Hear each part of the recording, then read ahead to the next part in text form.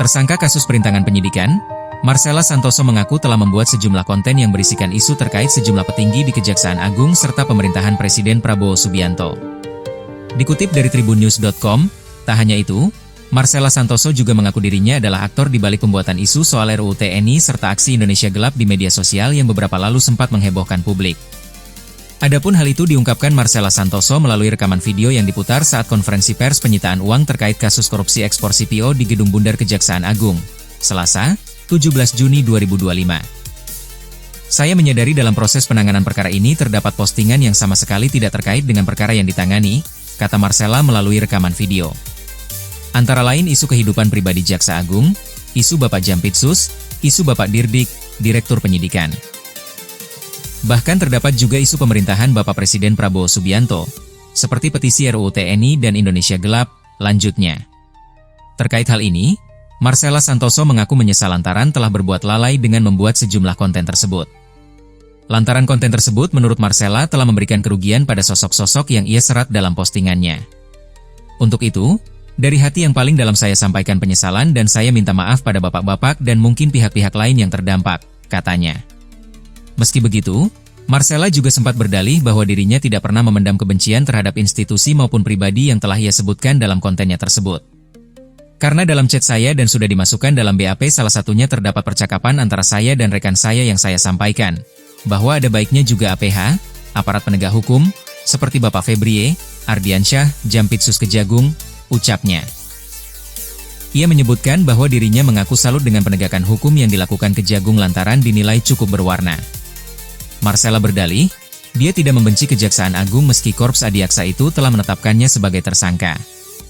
Itulah pendapat pribadi saya sehingga saya tidak pernah ada kebencian pribadi dengan institusi ini ataupun pemerintahan, ucapnya. Seperti diketahui, Marcella Santoso merupakan satu dari 4 orang yang telah ditetapkan Kejagung terkait perintangan penyidikan penanganan kasus di Pengadilan Tipikor Jakarta. 3 tersangka lainnya yakni Advokat Junaidi Saibih, JS, satu lainnya ialah Direktur Pemberitaan JAK TV Tian Bahtiar, TB, Muhammad Adia Muzaki selaku Ketua Tim Cyber Army. Direktur Penyidikan pada Jampitsus Kejagung RI, Abdul Kohar mengatakan, penetapan tersangka terhadap 4 orang itu setelah pihaknya melakukan pemeriksaan dan ditemukan adanya bukti yang cukup. Lebih jauh Kohar menjelaskan, perkara ini merupakan pengembangan dari kasus dugaan suap dan atau gratifikasi di balik putusan lepas atau onslak 3 terdakwa korupsi ekspor crude palm oil, CPO.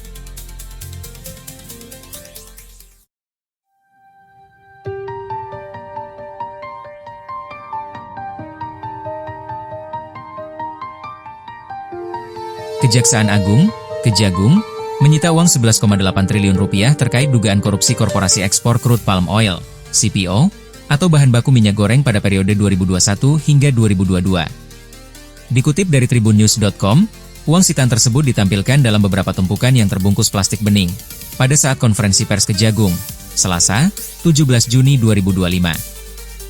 Seluruh uang itu terdiri atas pecahan Rp100.000 yang dikelompokkan dengan jumlah masing-masing Rp1 miliar dalam satu plastik. Namun, tak semua uang sitaan itu ada, melainkan hanya Rp2 triliun saja yang ditampilkan. Kepala Pusat Penerangan Hukum, Kapus Penkum, Kejagung, Harli Siregar, menjelaskan alasannya adalah karena keterbatasan tempat dan menyangkut keamanan.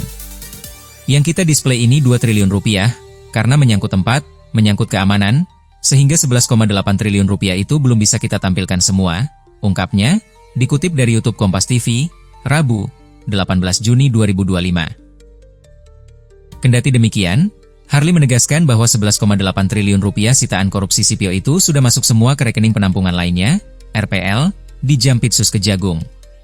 Tapi Rp11,8 triliun itu sudah masuk ke RPL kita, rekening penampungan lainnya di Jampitsus, dan oleh PT Wilmar langsung menyetorkan itu ke situ, katanya. Adapun, uang tersebut diterima dari 5 orang terdakwa korporasi yang merupakan anak usaha Wilmar. Di antaranya adalah PT Multimas Nabati Asahan, PT Multi Nabati Sulawesi, PT Sinar Alam Permai, PT Wilmar Bioenergi Indonesia, dan PT Wilmar Nabati Indonesia. Pengembalian uang itu dilakukan sesuai dengan tuntutan yang diajukan oleh Jaksa Penuntut Umum, JPU, terhadap Wilmar Group dalam kasus korupsi ekspor CPO. Harli menjelaskan, penyitaan uang itu merupakan bentuk pengembalian kerugian keuangan negara dari para terdakwa korporasi Wilmar Group atas tindak pidana yang dilakukan. Meski demikian, Pihak Kejagung saat ini belum bisa langsung mengeksekusi uang triliunan rupiah itu untuk dimanfaatkan oleh negara. Sebab, masih menunggu putusan kasasi yang saat ini masih berproses di Mahkamah Agung. Sementara itu, Direktur Penuntutan pada Jampitsus Kejagung, Sutikno menjelaskan, penyitaan uang tersebut nantinya juga akan digunakan pihaknya sebagai memori kasasi tambahan yang saat ini tengah diajukan ke Mahkamah Agung. Alasan diajukannya kasasi ini karena pada sidang di Pengadilan Tipikor Jakarta, para terdakwa korporasi diputus lepas dari segala tuntutan atau onslag oleh majelis hakim. Sehingga keberadaannya, uang 11,8 triliun rupiah, dapat dipertimbangkan oleh Hakim Agung yang memeriksa kasasi khususnya terkait uang tersebut, ucapnya.